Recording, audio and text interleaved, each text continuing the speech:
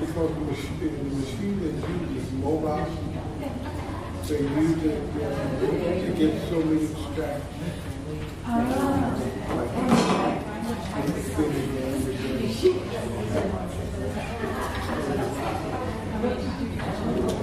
Well, we postponed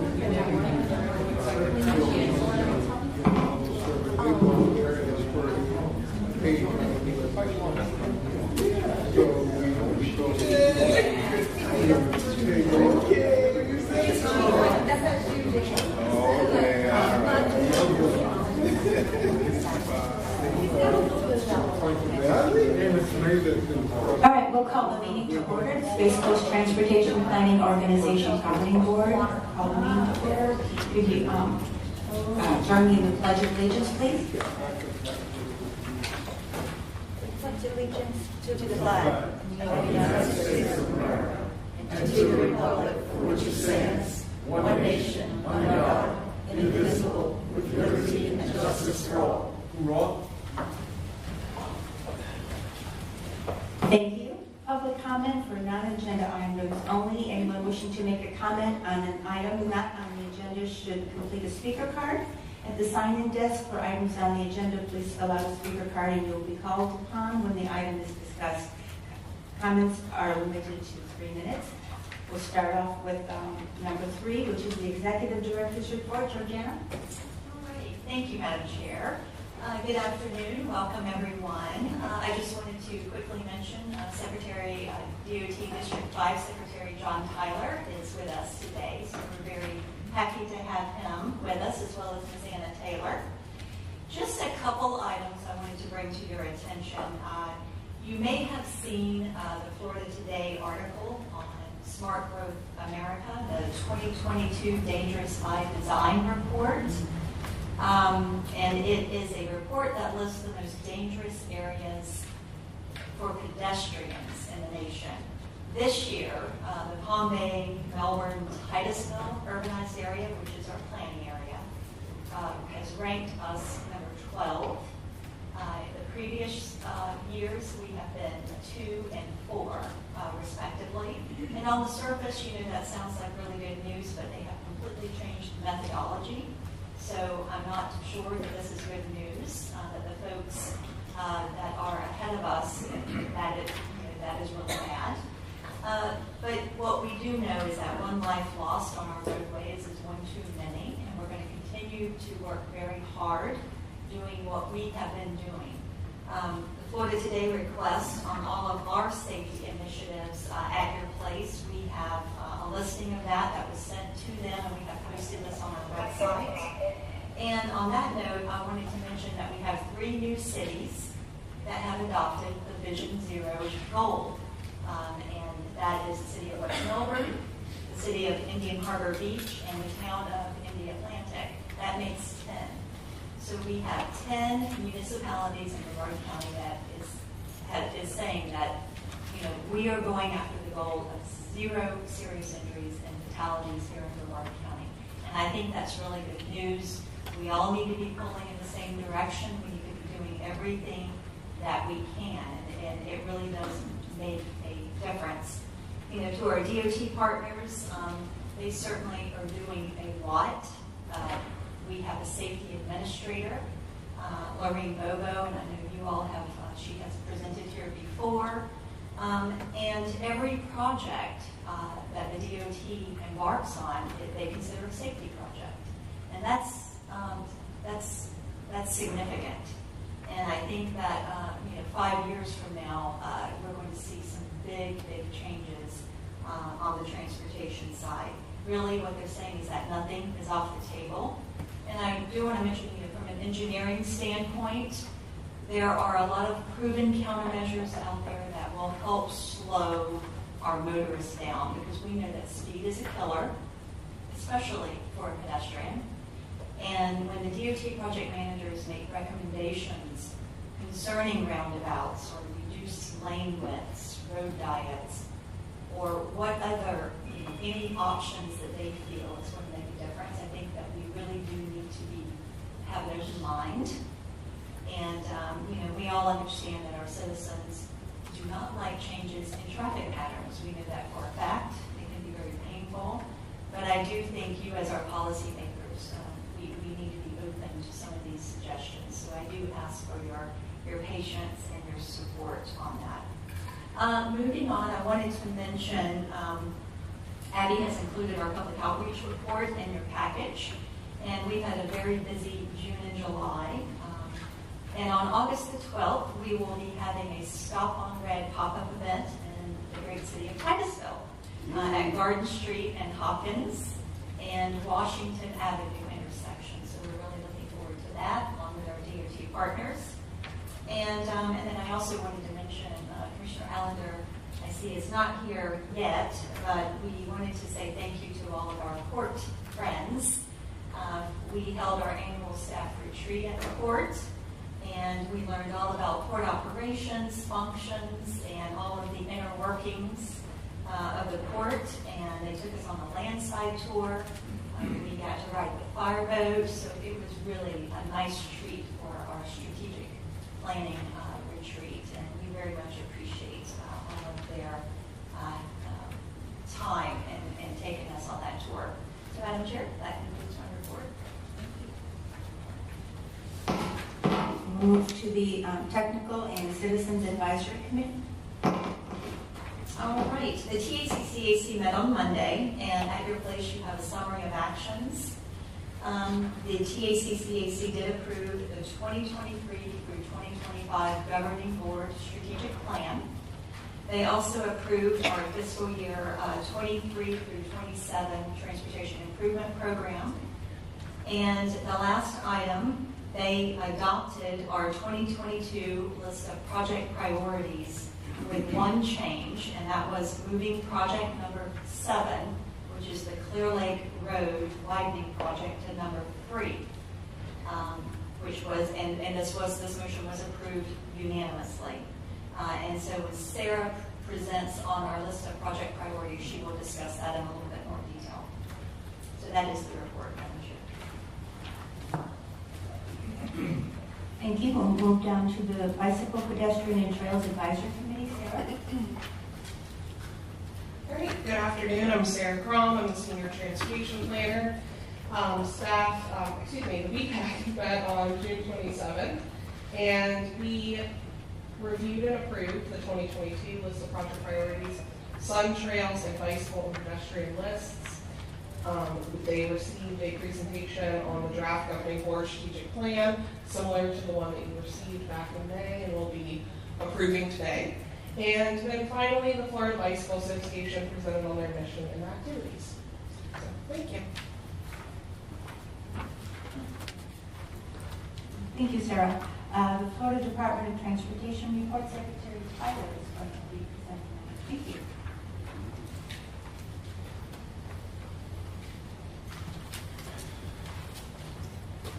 Good afternoon. Good afternoon. Thank you, Chairwoman Young. Appreciate that introduction. I'm glad to be here today. My name is John Tyler. I'm the District 5 Secretary for FDOT. I've only been in this role for about 2 months now. My former boss, Jared Perdue, the District Secretary, he is now the State Secretary, so he is still my boss. Governor DeSantis appointed him to a statewide role. We're very excited for him. It's very impactful that a former District 5 Secretary has gone on to the State Secretary. So what he took with him was the concerns and challenges of Central Florida, transportation, the needs here in Brevard County. He's got that in his back pocket, and it's on the foremost on his mind as he's conducting the business of the state. So we're thankful to have him there. Proud to see another person from District 5 ascend to that role. So he appointed me as the district secretary just a few months ago. But I'm not new to FDOT or to District 5. I've spent my entire career since I graduated from college, working for FDOT in District 5, working in the communities of Central Florida. Done a variety of things over that career. In fact, one of the first things that I did really early on in my career was work on a PB&E study for the Apollo Boulevard extension over the Ogallie River. And then eventually got to see it be built. And I know that was an important project for that community. So I've worked on a lot of things throughout my career on I-95, on US 1, 528, and a lot of those priorities are coming back around. We still have work to do. It's a never-ending process, for transportation and keeping up with the growth and mobility needs and improving safety throughout your community. So I'm excited to be here. I'm excited to be in this role. I feel like I've been a part of Brevard County for many years, and I've got to know many of your communities and a lot of folks over at Brevard County government. So looking forward to continue working together as we try to address the challenges of this region. So, your county is quickly growing, just like many others in the state of Florida. Tourism is coming back. Commercial interest and development interests are, they're just, they're coming every day. So, there's a lot going on. Port Canaveral back to full operation. Had a chance to sit down and discuss that with Captain Murray last week, and I'm going to be going out and visiting the port just as soon as the weather cools off. Was his suggestion. It's come out when it's a little bit more enjoyable to be outside. But you've got your spaceport is world class, one of a kind. Just so much is going on here in Brevard County. I also had the opportunity a few weeks ago to get down to the Melbourne airport and meet with the staff at the airport, the cities of Melbourne and West Melbourne and TPO. In Brevard County, we had a little get together to talk about Ellis Road. I know that is a very high priority for this area, and we talked about what needs to happen to move that project forward. We're going into right-of-way acquisition, and there's a lot of construction funding that's there, but not all of it's there. And we're going to try to figure out what we can do to close that gap as we go into this programming cycle. So a lot of things that are going on, and a lot of partnerships that we're building together. And Ellis Road is just one example of that. It's another recent example, but there's many others. I know we're working together also on A1A down in Cape Canaveral. Very important project for that community, and we're working together. One thing that I've learned over my career is that we do our best work when we engage with our local partners and we have the support of the local community on what we're going to build. If we have that strong partnership of the community, what we do can really achieve phenomenal results. So we're excited about all the projects that we've got going on, and we're going to continue to make sure that we reach out, engage with your local communities to ensure that the community supports what the DOT is going to be building in their neighborhood. So speaking of safety, Georgiana, you already talked about a little bit about the dangerous by design. So I did definitely want to address that. Several of the communities in Central Florida are on that list. Definitely one thing that FDOT agrees with is that we need to continue the course of trying to address the pedestrian and bicycle mobility challenges throughout the state. Absolutely, there's so much work that needs to be done. At DOT, we set something called Target Zero, which is our goal. It's a collective goal to eliminate deaths and serious injuries on our roadways. It's an evolutionary step that improves how Florida connects, interacts, plans, designs, operates, and maintains its transportation system to reach zero injuries and fatalities, which is the only acceptable outcome in our opinion. Zero, Target Zero. So we're working together with our local communities, and there's components to achieving that Target Zero that includes enforcement. It includes outreach to drivers as well and the pedestrians, because driver behavior is such a large factor in the crashes that we're seeing. But we realize that there is an engineering component as well. And as Georgiana said, every single one of our projects is a safety project. Even if we're doing maintenance work, it's a safety project. If there's safety issues in that area, we're going to tackle it while we're there. It's the best time, it's the appropriate time to do that. And we have incorporated into as many projects as we can specific strategies to address pedestrian safety and pedestrian mobility. And I wanted to cover just a couple of those examples that are coming, in this area soon to construction. So on A1A, we've done a lot of work. There were 16 rapid rectangular flashing beacons that were installed a couple of years ago, but we came back recently and we installed in-road lighting to go along with that, to further enhance those crossings. And that was actually an initiative that was brought forward by the Space Coast TPO, funded partially by Space Coast TPO, partnered with FDOT, and we made that happen. And we're really improving the visibility of those crossings. So that's just one example. Elsewhere on A1A in Cocoa Beach, we have a project that's going to construction in mid-2023 that will be adding another 12 pedestrian crossings and 2 pedestrian hybrid beacons. So that's up in Cocoa Beach. Down in the Atlantic on US 192, we're working on a project that will feature additional mid-block crossings and raised crosswalks, as well as the in-road lighting to illuminate and bring attention to those pedestrian crossings. And then the last one that I'll touch on is Clear Lake Road, which is a stimulus project. It's a safety project, but it was funded with stimulus funds. We're actually going to be having a public meeting here, I think, on July the 20th, which is just next week, and to show the community the safety improvements that we have planned for that project, which is going to include improved crosswalks and upgraded pedestrian signals, plus a lot more. So if you're interested, please join us on the 20th for that public meeting. So we're working hard to address the concerns and the challenges that were highlighted by that report. There's no denying that we've got work to do as a community, both on the engineering side, the enforcement, outreach to motorists and drivers, as well as to pedestrians. So we all have a lot of work to do. And again, we do our best work when we have strong community partnerships. And I really feel that we've got that right here in Brevard with all of the communities that make up Brevard County. So we're looking forward to the future, and having 10 communities that have adopted Vision Zero. I mean, that's phenomenal. I mean, that shows the commitment that Brevard County has towards reaching that target zero. You also believe that the only acceptable outcome is zero fatality. So I applaud all those communities that have taken that step forward. We're going to be there with you, doing everything that we can to address those concerns.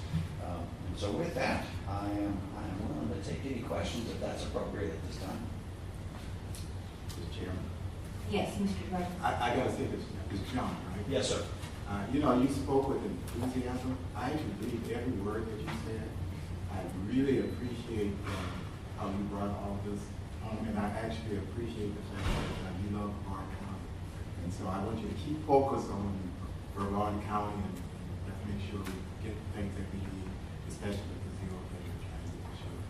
Yes, sir. But I'm really excited. I mean, it's amazing to me how excited you are about this. I haven't heard a presentation like this in a very long time where the head guy is really into what we're doing. So I really appreciate your presentation. I appreciate that. I just want you to feel good. You did a great job. I did a good job. Any questions or any comments for Secretary Tyler? Ms. Wilson? Yes, Ms. Minus? I just want to say welcome, and we appreciate you, and definitely I'm very excited and happy that you still have Ellis Road at the top of the chart. And anything you can do, if you need a U-Haul or whatever to get some funding in here for that. And like you said, you met with the Melbourne Airport and the other authorities there. It's great. So I can't tell you how important that is, to see if we can get the funding as soon as possible for that. So if you go through there now, in the afternoon, anytime from 2 to 4 o'clock, it's terrible. It's terrible traffic going through there. So anything you can do, sir, definitely appreciate it. Yes, ma'am. Yes, ma'am. And actually, it was Space Coast TPO of our county that kept that project up #1 on the list. And you know, what I told some of the folks there at the meeting is that, you know, this community, which is Brevard County, the cities, the airport, you were doing everything possible to make this project a reality. Okay, you're putting your own money into it. You know, you're seeking every avenue that you can. You're advancing the project where you can, and you're keeping it that #1, you know, singular focus, you know, for the county, and that speaks volumes. When communities come, you know, with their own money, you know, to put on these projects, it makes it even more difficult for DOT not to find a way, you know, to make that happen. And I do understand the traffic. It took me a little while to get home after that meeting, so I experienced it firsthand myself. And you know, we're gonna work with the community to make that project happen. Thank you, sir. And thank you very much for coming. And along with the U-Haul truck from Miss Midas, I'll be happy to drive it. I'll be happy to get out there and knock on doors. I'll make phone calls, whatever it takes to make Ellis Road happen. Don't put me on the business end of the shovel. I'm not good at that. But I can do other things, and certainly we want to help. Yes, Mr. Wilson. Mr. Secretary, I want to thank you and your staff for your willingness to come out to Cape Canaveral, and meet with individual communities and groups. I'm not sure how successful that was yet, but it's very important to our citizens, all the things that we're hoping to accomplish on there. We appreciate your willingness to listen to as many people as we're willing to talk. So thank you. Absolutely, and it's, you know, it's a work in progress. You know, so it's you know, we don't want to judge, you know, the success of it yet or not, because we still have a lot of folks that we need to talk to. And you know, we're not gonna go away. You know, we're gonna try to find a solution that the community can support, that the city can support, and that you guys are gonna be proud of when we're done. That's when we do our best work, when we have the support of the community. So you can count that we're gonna continue to be there. Thank you. Thank you. Any other comments from Secretary Taylor? Thank you. All right, thank you very much. Have a great day.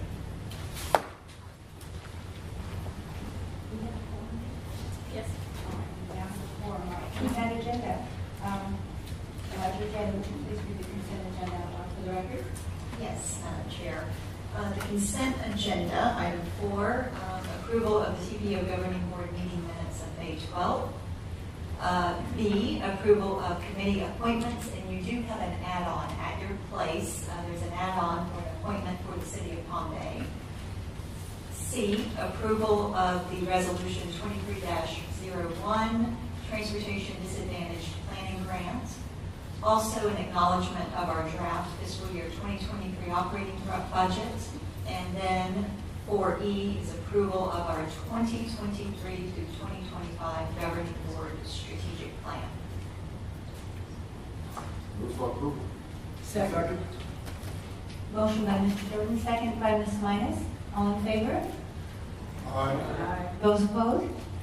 Motion passes. Thank you. Thank you very much, Georgina, as well. All right, actions. Item 5, adoption regarding resolution, the 2302 fiscal year 23-27 Transportation Improvement Program, which is the TIP. Mr. Taylor? Yes, thank you, Madam Chair. I'm going to come to the podium and probably operate this a little better. So this is our Transportation Improvement Program, and if you remember the draft TIP, we call it the TIP, was brought to you in May for approval, and there have been no project changes in the TIP. Just as a reminder, the timeline, the fiscal year 23 through 27 TIP development, it really all starts with the adoption of our list of project priorities. So the list that we adopted last year is what the DOT uses to build the tentative work program, and ultimately we adopt the following year in the TIP. And the TIP is the funding mechanism that we use to fund transportation projects using state and federal funding. So adopting the TIP and developing the priorities is one of the most important things you do. My predecessor used to always say it's where the planning meets the money. And that's really what it's about, is bringing in the transportation dollars into Brevard County. This is a very quick snapshot. I know it's hard to read, but there is $1.1 billion programmed over the next 5 years in the Transportation Improvement Program coming into Brevard County. This is real money on real projects. And just very quickly, these are a few of our capacity projects. Of course, under the SIS category, we have the Ellis Road widening. We have the State Road 528 widening, State Road 401, the bridge replacement at the port. These are high priority strategic intermodal system projects. Several of our fully funded SIS projects, the NASA Bridge, which is under construction at $126 million. Space Commerce Way will begin construction next year. And of course, US 192 and Hollywood Boulevard is a major intersection project in Melbourne that will provide a lot of bang for the buck to add capacity at the intersection. And that is scheduled for construction in 2023. There's 17 resurfacing projects, very large resurfacing projects in the TIP. There's 3 bridge rehabilitation projects. We have 10 projects that are intelligent transportation, technology-driven projects, including the construction of our new traffic management center in Brevard County, which is where the TPO will eventually be located in the future. There are 8 sidewalk and trail projects, 4 of which are locally funded. These are local projects that the TPO funded using our federal funding. 2 of them are in Melbourne, the Stone Magnet Middle School Sidewalk, the Melbourne Southwest Trail, and 2 are in Cocoa, Michigan Avenue, Complete Street type projects, and Aurora Street sidewalk. And just want to mention our modal partners, spaceport, transit, aviation, seaport, and rail. This really shows that we have a very dynamic transportation system. We have space and sea, all things Brevard.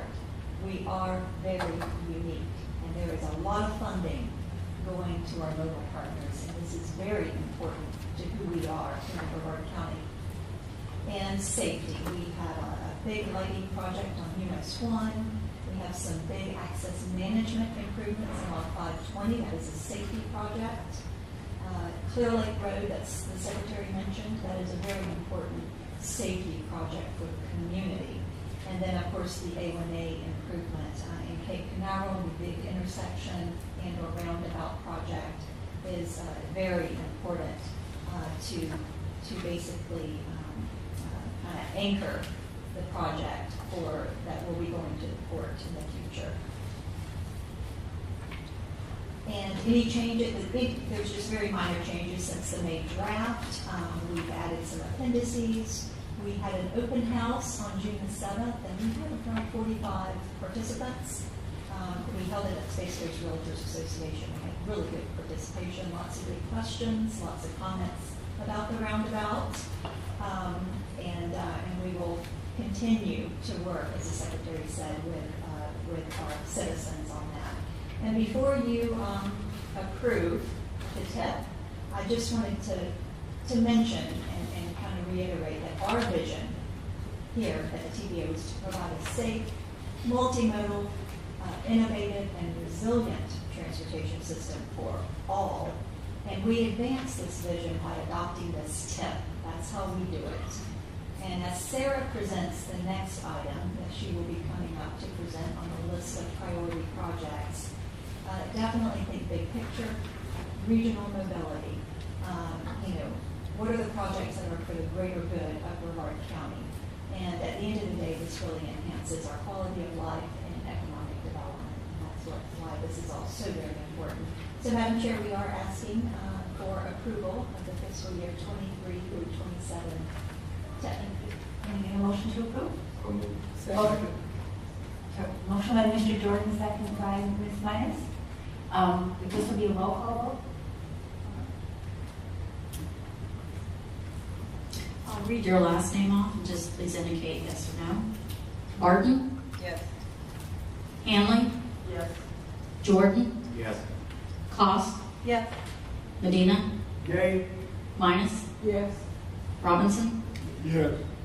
Willis? Yes. Young? Yes. Price? Yes. Did I miss anybody? Thank you. Thank you very much. The next item is the, the next item is the list of project priorities. Sarah. All right. We do have several items at your station as well as in the agenda package. So there is an updated list of project priorities at your station. There has been several tweaks and changes since the agenda package went out. So please refer to the one at your station. And within the package, you should also have maps that reflect the list of project priorities. All right. So just as a quick review, basically, what is the purpose of the list of project priorities? And at its most basic, it essentially is to get projects funded and implemented and to communicate to FDOT and other partners on which projects we need funding for or we're seeking funding for in our area. As Georgiana mentioned, when you're thinking about the list of project priorities, it's important to think interregionally, to think from MICO to MEMS. I know it's really easy to think about one specific project, but thinking big picture of what is going to benefit all citizens of Brevard County when we're reviewing this list. The project should add value to the transportation system, to our community, to our economic development, and to all citizens. So where does the project priorities fit within our planning process? So we have our long-range transportation plan, and that essentially is updated every 5 years. And that's the big picture of who do we want to be when we grow up. Basically, it's that big 20-year plan. And what happens is essentially municipalities have the opportunity annually to pull projects out of the long-range transportation plan. So this could be from our cost feasible plans or from some of our other smaller plans, such as our Bike Plan Master Plan, ITS Master Plan, things like that. And basically, they are able to apply to be put on the list of project priorities. The list of project priorities then helps guide where the money goes, which eventually leads to the Transportation Improvement Program, or TIP, as Georgiana just presented. We've been able to get a lot of great wins over the years utilizing our list of project priorities. Georgiana highlighted several. Within your package, you do have the fully funded list that kind of shows our 24 through 28 list of project priority wins, essentially. So we present the list of project priorities annually and adopt it annually. What has changed in the last year? We did make the decision to separate the singular list out into multiple categories. If you recall, the past 2 years, we've had one giant list that had sidewalks next to intersections, next to ITS, next to capacity, and we have made the decision to move back into the categories. The categories that we now have are CIS connectors, regionally significant, TSMO, or Transportation System Management and Operations, bicycle and pedestrian, Sun Trails, which is shared use network trails. These are trails specifically eligible for a very specific pot of money through FDOT, which is the Sun Trails program. Planning studies. And then we have 2 new categories that we've never used before. The first is grant funded. These are not ranked. These are basically big projects that were brought to us that are going to be pursuing some of the new federal grant programs. And then we also have a state safety improvement section, which actually has 4 projects. I apologize for the typo on the slide. And basically, the purpose of this list was to communicate to FDOT on upcoming resurfacings or other projects that they're doing in the area, that these are projects that they need to take a closer look at and really hone in on safety issues in the area. So before I go into the new projects, just as a reminder of how we develop the list of project priorities, we basically have 3 ranking systems. The first is a quantitative score, which I'll review the summary of the criteria on the next slide. Basically, this is a 0 to 100 data-driven score. And so it's based upon criteria that's very specifically spelled out. These are basically black and white answers, where it's not up to a question. Is it in a corridor that goes 45 miles or more? Are there sidewalks, things like that? The qualitative score is based upon a consensus recommendation by the Transportation Subcommittee. So any municipality with a project on the list can attend the Transportation Subcommittee meeting and basically say, I would like to request that we add qualitative score points because this project is that important to Brevard County. So once again, going back to thinking interregionally about the whole transportation system. And then the third ranking, which is discretionary ranking, basically our committees and board can vote to move a project and ranking based on consensus recommendation, and ultimately you as a governing board have ultimate approval. And we had a situation like that Monday, and we'll review that later in the presentation, where the TACCAC has requested discretionary ranking. Going back to that quantitative score, we basically have the criteria broken out. These are not weighted, it's 20, 20, 20, 20 points each. And this is based around our governing board strategic plan, our long-range transportation plan goals, and our federal planning factors. And so it's safety, so targeting those high crash corridors, transportation land use, making sure that our citizens have access to community resources, education, activity centers, economic drivers, multimodal choices, sustainability and resiliency, so thinking stormwater, water quality, sea level rise, innovation, so projects that improve travel time reliability through using technology or other ITS systems, and then finally multimodal, which is addressing the needs of our bike, ped, and transit. So continuing on with what's new, we had 7 new projects added to the list this year. 3 were Brevard County ITS projects, 3 were submitted by Melbourne that were ITS projects, and then we had 1 planning study. So the Brevard County ITS projects are all in northern Brevard. They are A1A, Minuteman Causeway to 401, US 1, Camp Road to 406, State Road 50 or South Street, or excuse me, State Road 50 South Street or State Road 405 to US 1. And essentially they are requesting design money for ITS improvements. You can find more information on your list of project priorities as far as budget and such. The Melbourne ITS projects are all Wickham Road to US 1 with the 3 respective roads, which are Post Road, Lake Washington, Parkway Drive, once again requesting design funds for ITS infrastructure improvements. The 7th project was requested by the City of Cocoa, and it is a complete street feasibility study on Dixon Road from State Road 501, Clear Lake to US 1. Essentially, it would consider multimodal improvements that would improve the safety and economic development and just the overall health of this area and their road and their users. It definitely needs improvements. It's a prime candidate for a complete street.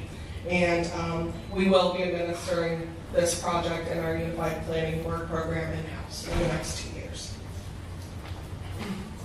All right, just touching on those 2 new sections, the grant funded.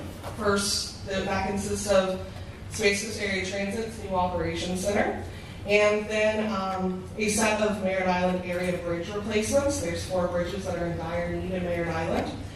And then the state safety improvements. So we have 3 resurfacing projects that are all going into design in 2024. So these are projects that are fully funded unless there are additional improvements for safety. But at this time they are fully funded, they're reality, and these are easy wins for us to really work with our partners to find ways to make these corridors safer. So that's State Road 406, State Road 518, Hope Valley, and State Road A1A, Ocean Avenue, and Melbourne Beach. So the last one was previously, FDOT was going to be doing a safety study and right before COVID hit, and basically due to changes in traffic patterns, it was kind of put on pause. And so we're essentially just asking them to, let's get back on this, let's take a look at these speeds and the pedestrians' safety in that area. All right, so those are our new projects. I want to kind of jump back to what I mentioned about the discretionary ranking real quick, which If you recall, last year we had several discretionarily ranked projects that the board did decide to move around, so this isn't unheard of or new. But basically, this is the first time that our committees made the request, or at least since this criteria was developed. So our TAC-CAC, Our TAC-CAC had a very lengthy and very beneficial discussion regarding what is currently ranked on our regionally significant list, number 7, State Road 501, Clear Lake Road widening from Michigan Avenue to Industry Road. So basically, to summarize what the conversation consisted of, it was brought up for two main reasons. The first was that this project has been designed for almost 6 years now, and it has been on the list of project priorities for even longer than that. And so it does have historical significance that this project has been on the list, and it's kind of been in the stalemate for 6 years. So, part of the discussion was getting it up at the top to help move it forward. The second big discussion was in regards to consideration of potential Brightline station in the area. Brightline has purchased an adjacent property. I don't know if this works. Okay, it does not work. Basically, the top right corner of the curve. And this provides the opportunity for potential economic development and hopefully a potential station in the area. The TAC and CAC felt that moving the project up would show local support to Brightline, basically saying, we would like to make improvements to our roadway to help make this a more appealing area to develop and put a station. There was concerns that it may be too early in the development to move it up, that basically we recognize that we need to make a commitment, but maybe now's not the time because no station has been committed. And also there's potential that with putting a station in, it might change the access to the project, or really with some of the tweaks to the project that might need to happen. Kind of on the last note, is I think we all know that transportation projects take time, and we do need to be ready for if and when in the future we do receive a station, we need to be able to move this project forward. So with that, I'm happy to answer any questions or open it up for discussion in regards to the list of project priorities. Thank you, Sarah. Are there questions or comments for Sarah? Yes, Mr. Wilson. I have some personal issues with, I object to the fact of moving it to number 3 for obvious reasons with 50 level and A. So I would propose that you move it up to number 4 so that we can keep the safety issues in Cape Canaveral and A1A, which affect not only Cape Canaveral, but Cocoa Beach, transferring all these people coming through and went to the South Beaches, all over. Are you referring to number 4 or number 5? Because you have 2 A1A Cape Canaveral projects. Well, number 4 is already fully funded. Okay. So moving it to number 4 is not going to negatively impact us. Okay. Very good point. That is my request.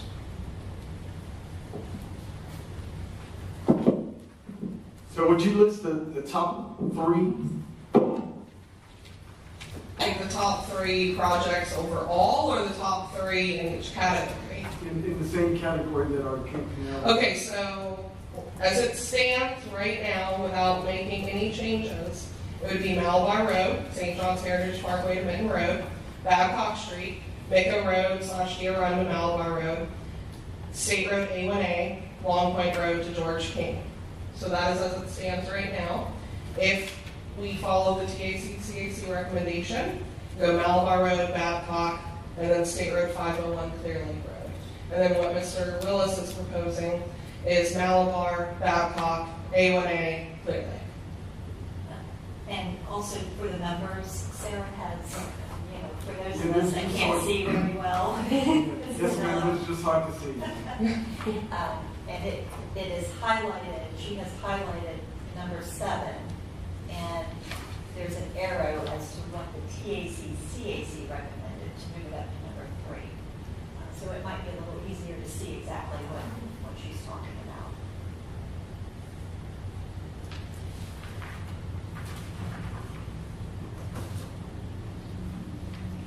Yeah, I just want to say, I want to talk a little bit about the Clear Lake Road. I cross that road a couple times a day. And dangerous to me driving and dangerous to all the pedestrians that are going back and forth. So a lot of pedestrians, you've got a strip mall on one side, you've got Walmart on the other side. You've got really dense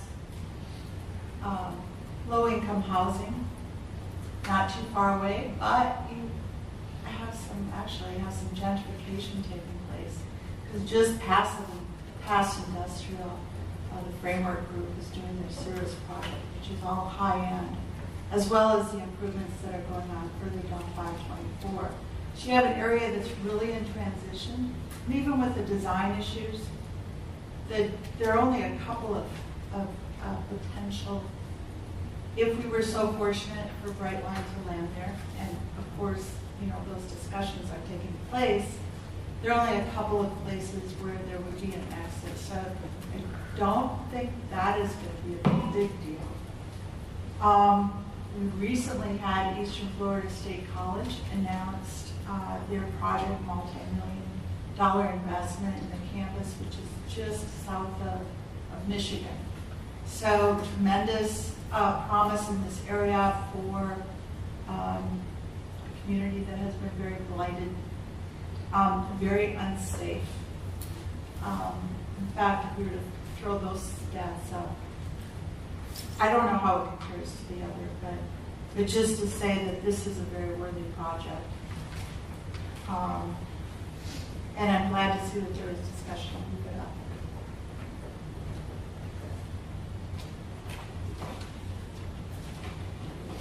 Madam Chairman, Yes, Mr. Lewis. we have similar issues with hundreds of tourists trying to cross A1A, walking, running into the middle of the suicide lane. So we have every bit of the same safety issues. We have hotels all over the place right there. So if Bright Line puts in that station, I understand. I travel on Clear Lake as well when I go over to the golf course, to the practice range, which is not as frequent as I need to. But I understand the issues. That's why I'm saying move up to number 4.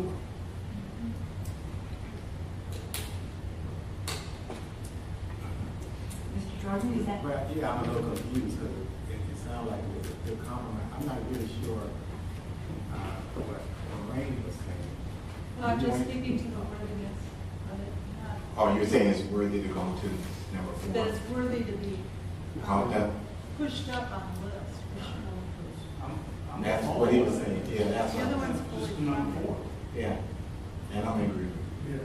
If we feel like now is the appropriate time, we are going to be asking for a motion. So I don't want to cut off the discussion. Yes, sir.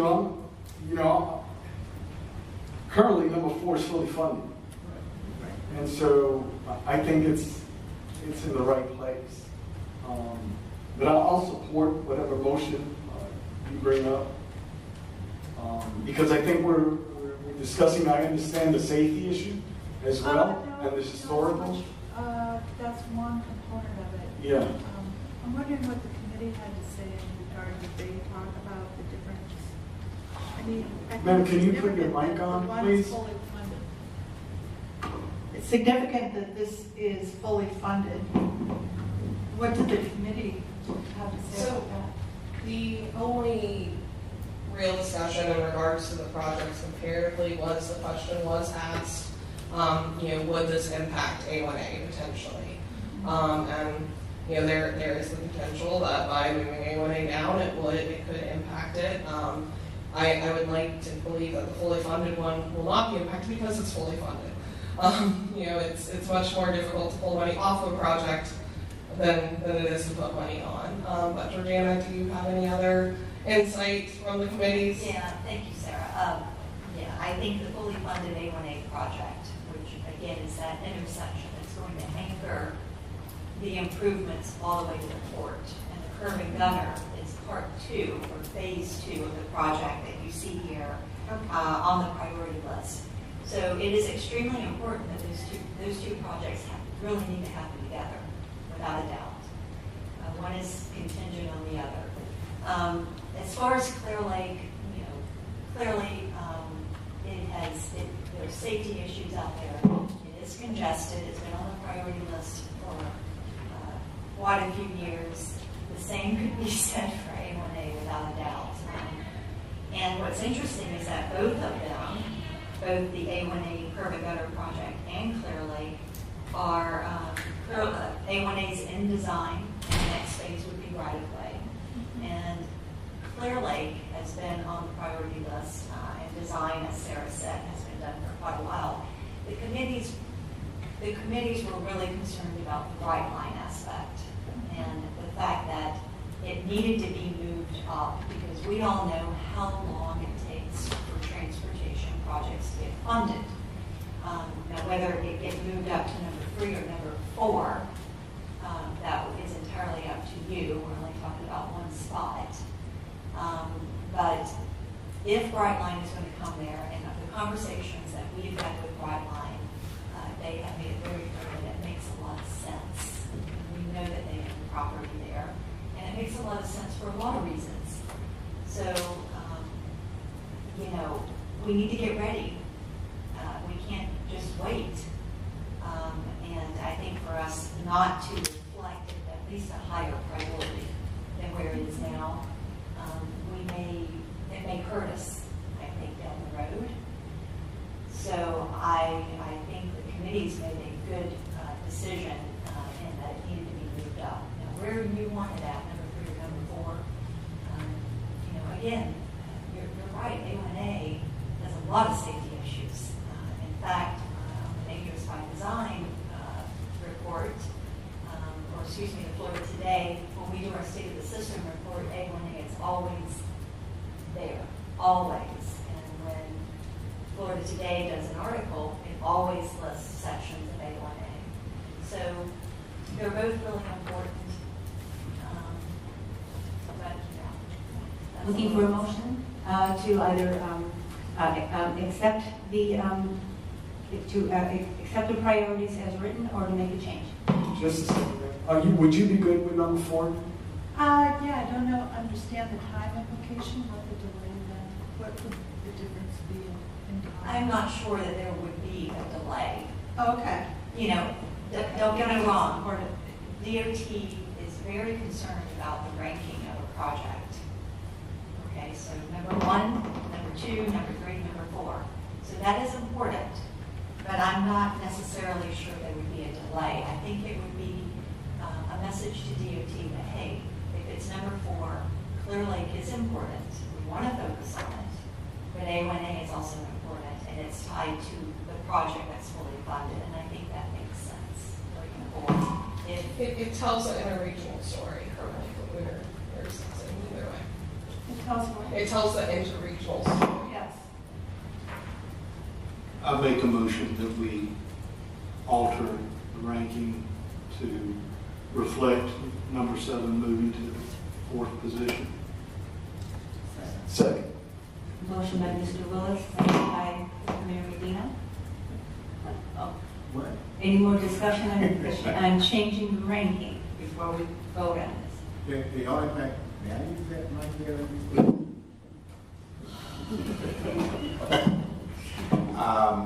Based on the conversation we had earlier, to me, it just makes a lot of sense for us to show Brightline, for instance, that we're very serious about bringing, something there. So I think that would go a long way. But I think the compromise of bringing it to number 4 makes a lot of sense.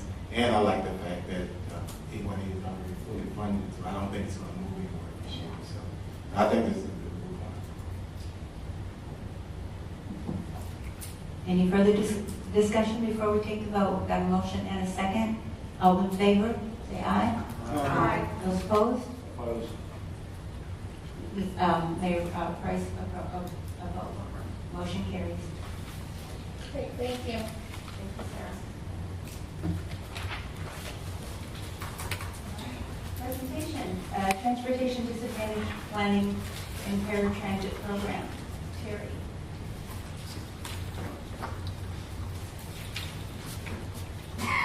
Good afternoon, everyone.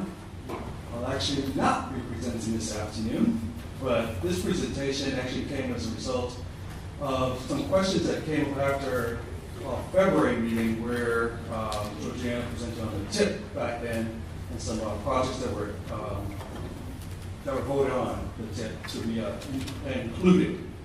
So as a result of those questions, we thought it would be a good idea for one of our major funding partners, FDOT, to come talk about how they determine and what they do to make sure Space Coast Area Transit is able to operate and provide the service that we do to our residents and visitors for our county. So I'll introduce Jo Santiago. She's with FDOT, and she'll actually be doing the presentation. Thank you, Terry. So, as Terry said, good afternoon, everyone. As Terry said, my name is Jo Santiago. I'm the Transit Supervisor for FDOT District 5. And I wanted to thank you so much for giving us the opportunity to let you know what our funding sources are and how we help Brevard County. So, these are the items that I'll be covering today. I'll just introduce a portion of our team. I'll let you know a little bit of information about FTA Section 10 funding and the differences between that program and the state's TD program. And give you a little snapshot of Brevard County's projects and tell you a little bit about our Central Office's TRIP program and other FDOT transit funding sources. So this is a little bit about our team. I wanted to let you know that we do have 9 counties in our district, but we divided our counties up by 3 different transit project coordinators, and the person that serves the Brevard and Summit County area is Luciana Taylor, and she's right there in the back. So she'll be your main point of contact for transit projects in Brevard County. And we also have me. I oversee the 3 project coordinators, and Leota Acosta Anderson is our manager of transit operations as well as multimodal projects. Okay, so now I'll go into the differences between the FTA Section 5310 program and the TD program. The FTA program is obviously run by the Federal Transit Administration, so it's federal money. And DOT goes out for solicitation for this program once a year. So we have a yearly grant workshop that ever since 2019 we've held virtually so that we can make it easier for our partners who apply for this program. It is a competitive program. So this is not an allocation-based program by any means. And in contrast to the state's TD funding, it's managed by the state organization, so the Commission for Transportation Disadvantaged, that is part of FDOT. But that program is allocation-based, and the way that the TD Commission has done that is they've designated 1 or 2 agencies in each county to be the Community Transportation Coordinator, and that's who receives the funding sources. The work that we, District 5, does on behalf of the Commission is we have a seat at the board. So each MPO and TPO has a Transportation Disadvantaged Local Coordinating Board, and we, on behalf of the Commission, sit on that board to serve the state's interest. So this is a snapshot of the FTA 5310 funding that Brevard County has received in fiscal year 22. As you can see, the feds have divided the funding between large urban portions, small urban, and rural areas. And this funding is not only given to Space Coast Area Transit, but it's a competitive program, right? So we we have opened up this program to be given also to small entities, some small nonprofit organizations that also transport people who are elderly and disabled as well. And the way that this funding works is if we award funding under capital, we'll provide federal portion of 80%, and the state will match 10%, and the locals match another 10%. But if we award operating, we will award that at a 50-50. So the federal side is 50% and the local side is 50%. So here you'll see a list of the agencies that have received FTA Section 5310 funding in the past in Brevard County. And as you can see, there's more than just Space Coast Area Transit. There's other nonprofit organizations. And you'll also see listed a few of the more popular projects that they apply for.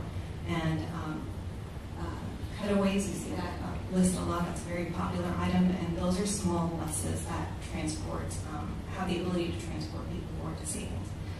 And another popular request is also operating funds. So the TRIPS program is a program of the central office, and it's really a compilation of different contracts that are made available for these small agencies to be able to access vehicles and equipment that are low cost but very high quality. So we're kind of leveraging the purchasing power that the state has so that we can help these small agencies that have very low staff acquire quality products. And we also help them with tracking manufacturers' warranty issues and stuff like that. So toll development credits or toll revenue credits is probably a term that you might have heard in different MPO and TPO meetings. But in this state, the Florida legislature has allowed for us to set aside a certain portion of toll revenues to match transit capital projects. So you would have seen quite a few transit capital projects in your TIPs and STIPs because they must be listed in a TIP and STIP to be eligible to receive toll credits. And our agencies typically use those to match grant capitals for FTA like Section 5307 and 5339 as well. And they cannot be used for transit operations. That's a question that we normally get. So going into other funding programs that the FDOT has, this is a snapshot of Public Transit Service Development Project, and it's a program that our legislature approves so that we can give initial funding to like pilot projects. So if an agency wants to try out new technology or new means of marketing or providing added frequencies to their bus routes, this is the type of service grant that they can request. And the operating funds are 50-50. You can also request capital, but the funding match doesn't change. It's still 50-50. So intermodal development funding, and we tend to call it intermodal access. And this funding tries to connect modes together. So if you're a bicycle pedestrian, you can be connected to transit, or you can be connected to a transit hub that has maybe more than just transit, but it could have taxis or scooters or bike share, or it's funding that's used to study or to implement the connection between modes. And this type of funding is also discretionary, and it's also 50-50.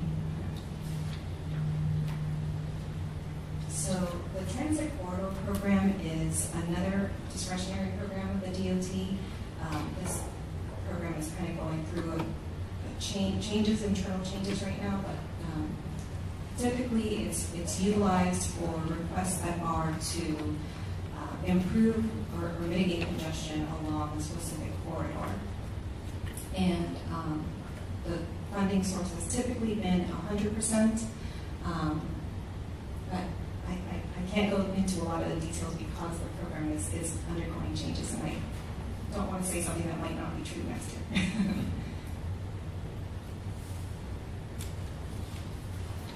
And finally, the public transit block grant funding is funding that was enacted by the Florida legislature years ago so that the state could give some form of dedicated funding to our transit partners.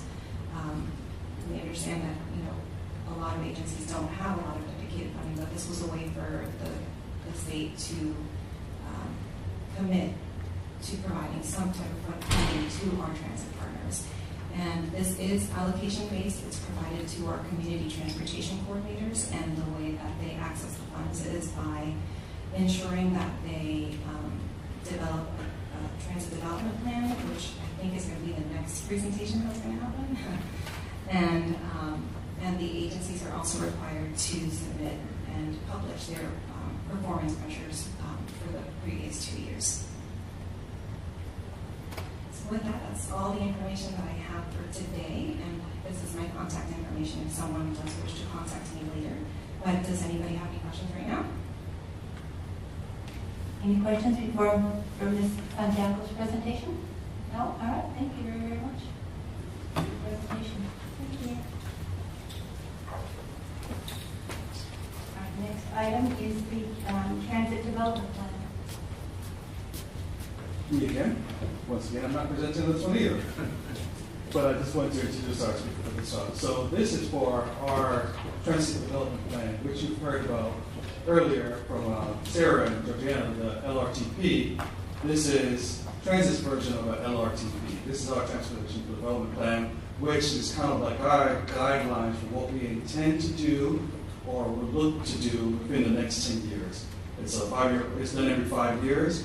And as Joe just mentioned, it's a requirement by FDOT, actually by the FTA as well, that we have this plan in place, which then allows us to implement any changes to the services that we have, any improvements to the services, and any new service that we implement.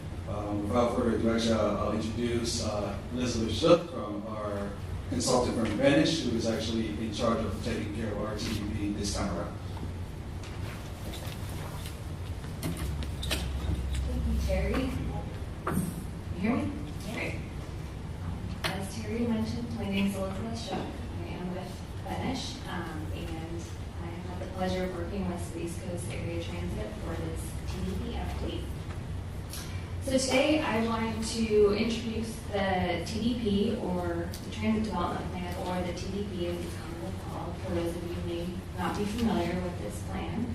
I wanted to highlight the public outreach process that we went to. We leveraged some great information and outreach input from the TPO for this.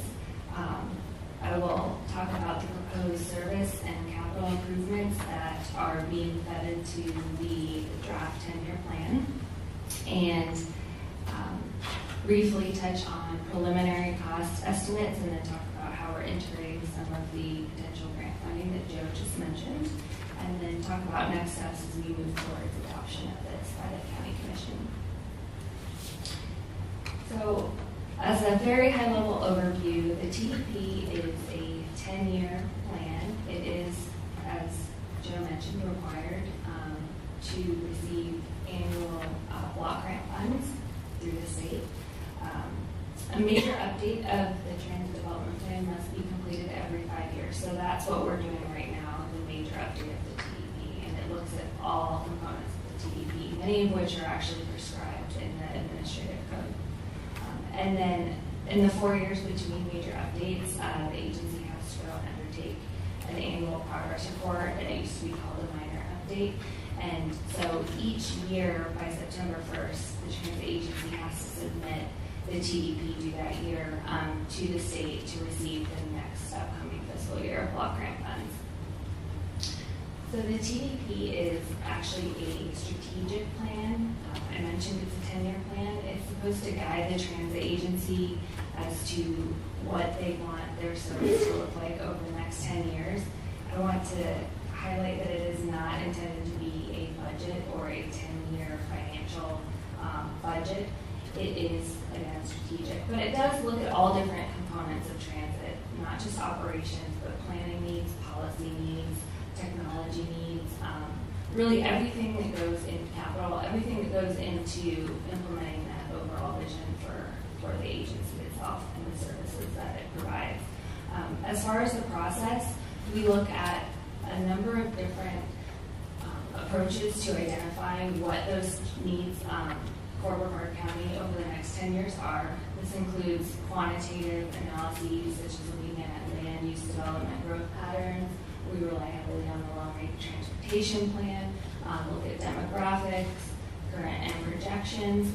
We also look at qualitative characteristics. We look at public outreach, for example. That's a very big part of identifying the needs. Outreach not just from the riders, but also from people who don't ride the system, what they would want to see if they were to ride.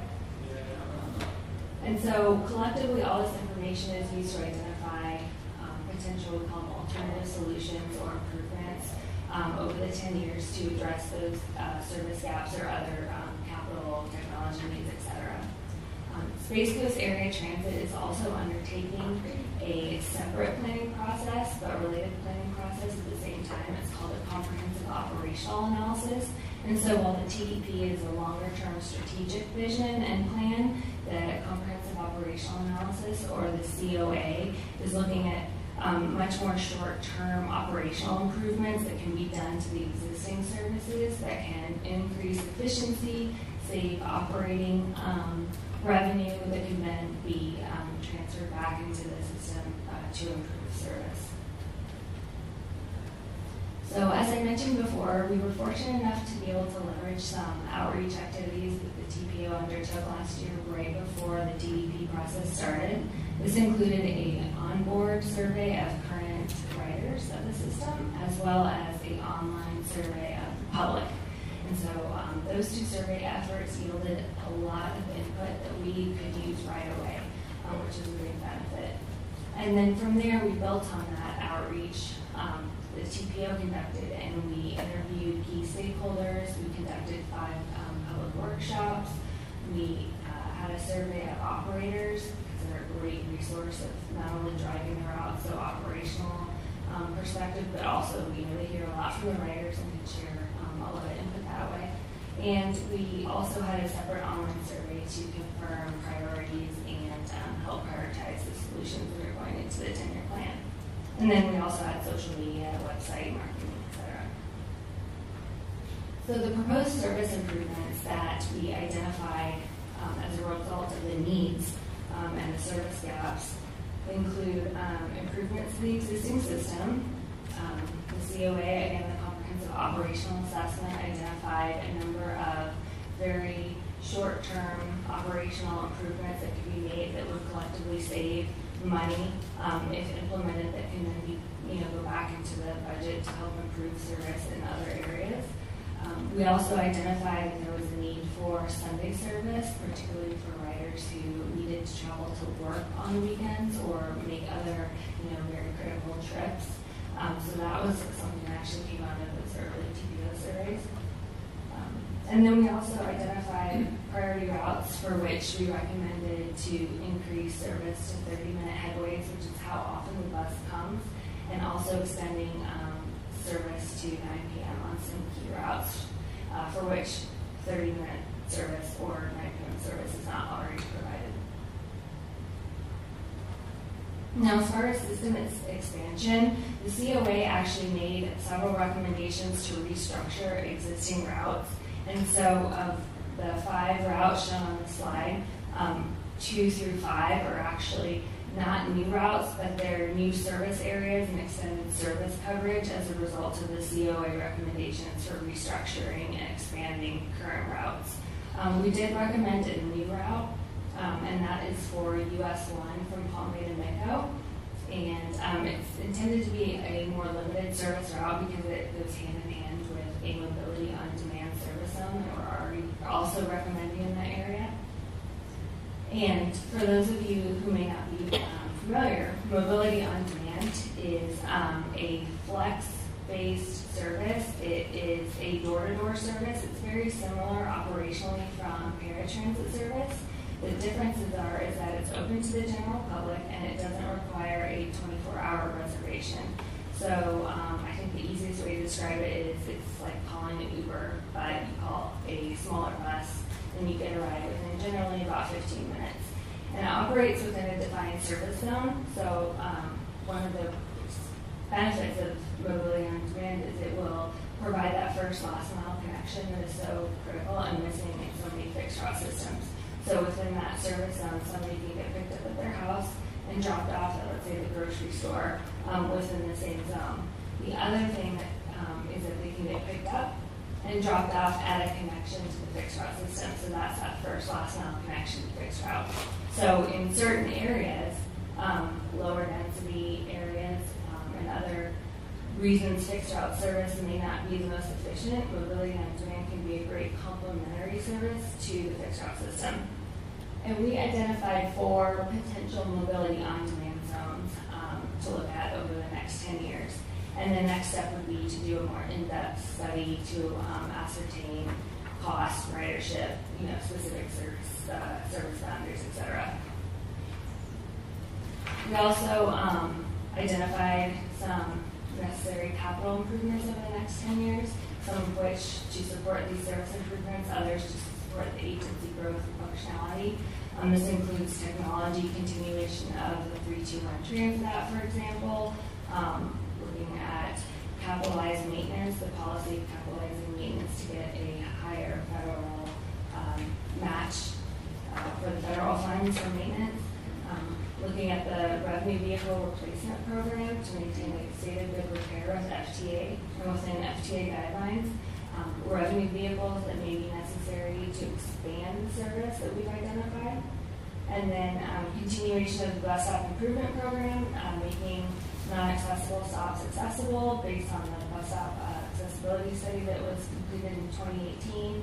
Also expanding shelters at certain stops, building new stops, etc. A centralized transit administration, operations, and maintenance center, so consolidating the 2 existing centers into one central facility.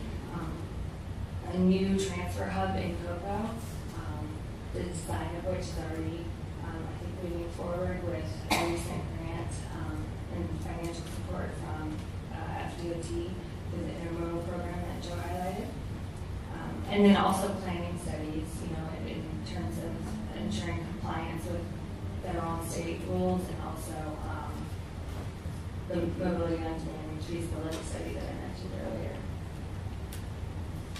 So as far as cost estimates, we took all the improvements, created a 10-year implementation plan that we're still finalizing, and identified which are funded based on current revenues that we can project out over the 10 years and that are reasonable to assume, and then which are unfunded. And then those unfunded needs we're currently going through and identifying which may be appropriate to consider some of the federal and state grant programs, many of which that Joe mentioned. And then what the 10-year plan will do is it will identify of all the needs in the implementation plan and the 10-year financial plan and the TDP, what ultimately is unfunded. And so that will speak to how much revenue and capital versus operating dollars that would be needed to really truly realize this 10-year plan. And so that's why it's more strategic. It just provides the flexibility for the agency to understand what's funded, what's unfunded, and then if a grant opportunity comes up, they know where in the 10-year plan it may be appropriate to implement that improvement, and can be moved up, of course, if the dollars are realized earlier. So this is the capital side of that, where we've identified the capital program that's funded, including annual technology and hardware needs, as well as a portion of the vehicle replacement program and the bus stop improvement program. And then unfunded currently is the expanded bus fleet for service improvements and enhancements, potential mobility on demand, and the new centralized facility, as well as construction of the new Cocoa transfer hub. So as far as next steps, we are wrapping up the draft TDP for final review by Terry and Christine, and it will be presented to the Board of County Commissioners for adoption on August 16th so that it can be submitted to FDOT by the September 1st deadline and secure that funding for next year. However, it's definitely important to meet that deadline, get that funding, but then it's, I think, equally as important for it to be a living document that can be reviewed and updated. It needs to be reviewed every year as part of the annual progress report, but it's also the strategic blueprint, so it can be a great marketing tool. It can be used to educate stakeholders and leaders here locally about transit and what that vision is. And it can also be a resources support grant applications, whether it be the state programs that Joe highlighted or federal discretionary grant programs too, especially in light of the infrastructure bills. With that, I will take any questions. Any questions or comments from Michelle? No, I have one. The improvement of service, which is pending, of course, provided it goes through. I think it's just wonderful having a bus service from 81A to Western 95. That's quite an improvement right there, being able to then go all the way with the Space Coast Town Center coming up, which is 192 just west of 95. That's a huge retail area that's going to be there, and with all of the building that's going on out there now. Do you know where? I mean, how far west of 95? The Heritage Parkway, of course, is right there, so that would be an optimal place to have a stop there. Yeah, so conceptually, I think we've extended it to that new development in the 10-year plan, but of course, when Terry and his team go to actually look at implementing it and costing it out and scheduling, they'll identify the specific parameters of that. But it is at least to that development out there. Yeah, so we did look at the future development and identified. That's my comment. I appreciate that very much that you're extending the services.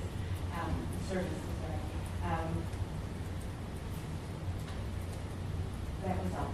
Thank you very much. Anyone else have any comments from your show? I have one question. Yes. Just on your proposed service improvement, how did you come up with the areas that you want to do comments on? Are you referencing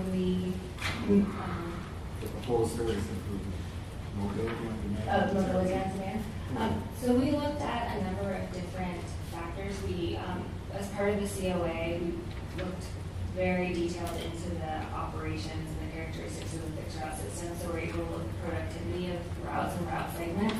We also looked at land use, so in lower density areas, sometimes fixed route is not the best option compared to more flex service.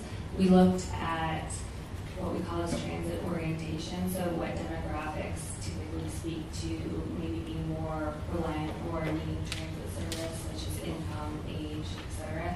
So collectively, we analyzed all these different variables and identified these 4 areas as the ones we thought would be most complementary to the fixed route system and also could serve as pilot projects. So this isn't to say these are the only 4 areas. And again, they need to be studied in more detail as part of the next step feasibility study, but these seem to be the 4 best to consider at this point for future MOT service as a pilot. I guess, of course, I'm going to say, if you go all the way down to Barefoot Bay, I was thinking you would go to say near Patterson, but you chose Fort St. John. And so I was just trying to understand if you want to have a pilot program to try to get the geographic areas more south.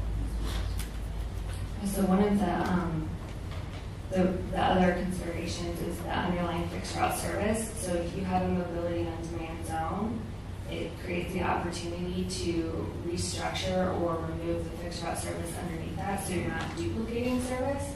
So we were also very sensitive to how that potential change could affect other fixed routes operating in other areas. So that was a big part of why we looked at certain areas as well. Thank you. Any other comments from Michelle? All right. Thank you very much. It was a very nice presentation. Thank you.